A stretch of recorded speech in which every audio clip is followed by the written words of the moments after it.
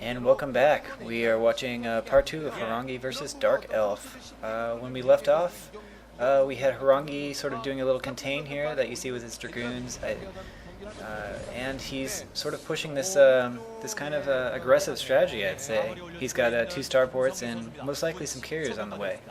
Yeah, definitely aggressive. I mean, I certainly wasn't expecting carriers on, carriers on a 2-player map is always pretty ballsy. I don't think that DarkElf has been able to scan it out. I don't think he has an academy. I don't think he has Comstat yet.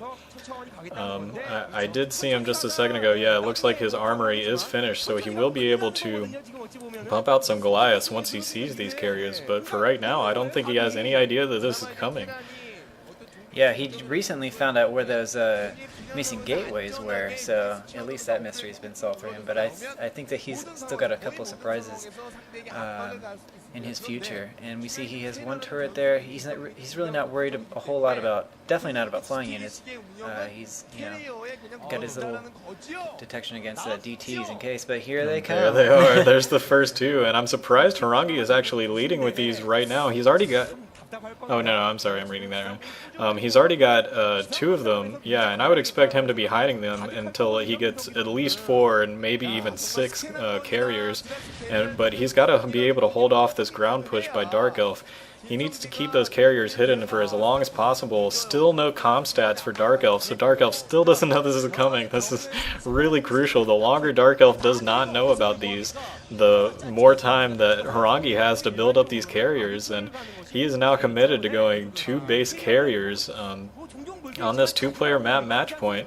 And still DarkElf moving in with vultures, but he's actually walled off his own base. Horang2 has, so DarkElf is not able to get down in there and see that. He's got a starport coming out too. I haven't seen a control tower go down for it yet. So there it is. Oh, okay. He's probably so it looks for dropships. Yeah.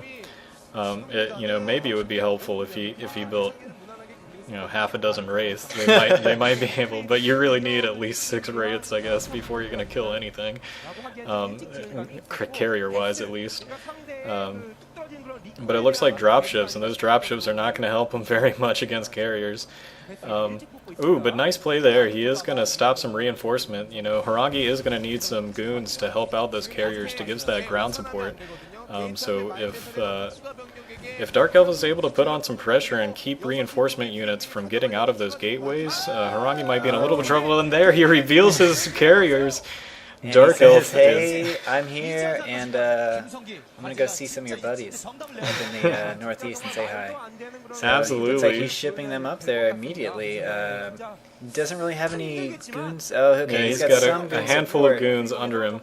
But yeah, he's going to be pushing in straight for the natural expansion right now, and he's going to try to end it immediately. He's got an observer out. He can see some mines. He's got some dragoons in the field. DarkElf is scrambling to put up turrets, but that's not going to be enough. He needs to get a lot of Goliaths out in the field. There's 2 Goliaths, I think, that he just built. One of them gets picked off, and right now Horang2's using those ridges just to perfection. Nothing can touch those carriers, and he is having free reign on the SCVs. He's going to be able to take out that last turret and probably take out all of these SCVs and maybe even the command center. We see a few more Goliaths coming down. I don't know if they have the range. Oh yeah, it does. Yeah, you can see the long trails going on. Okay. So he did get the Charon boosters, I think is what it's called, and that's definitely going to help him. But still, Horang2's parked over those ridges, and he cleans out all of the dragoons. DarkElf is furiously putting down some more factories to try to just pump out more goons, but still, there's a swarm of interceptors on the field, and they're just going to do whatever they feel like for as long as they can. Ooh, that's not a good face. And yeah, it looks like this expansion is pretty much going to die. Horang2's, not worried too much about pushing in.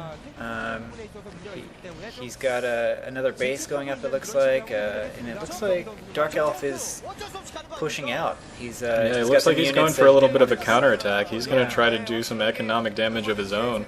I think actually, you know, that's a good play by him. He needs to do some damage, but that's a lot of Dragoons that are going to come and help out. Right, and it looks like he's just going to miss these goons, but Oh, no, the Horangi's goons not do gonna see miss. it. Gonna miss his tanks, and these tanks are going to get wiped out. Oh yeah, and the carrier's even coming to make sure Yeah. that that's a sealed deal. Yeah.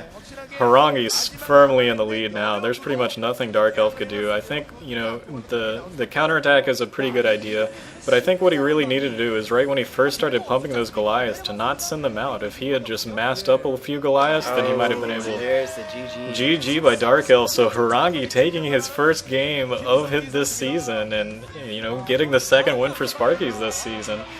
They were Looking holding good. him back, just waiting for him to get supercharged, waiting for him to get over 9,000, and sure enough, he was training and came out and got them a very nice win, and for the first time Absolutely. this season.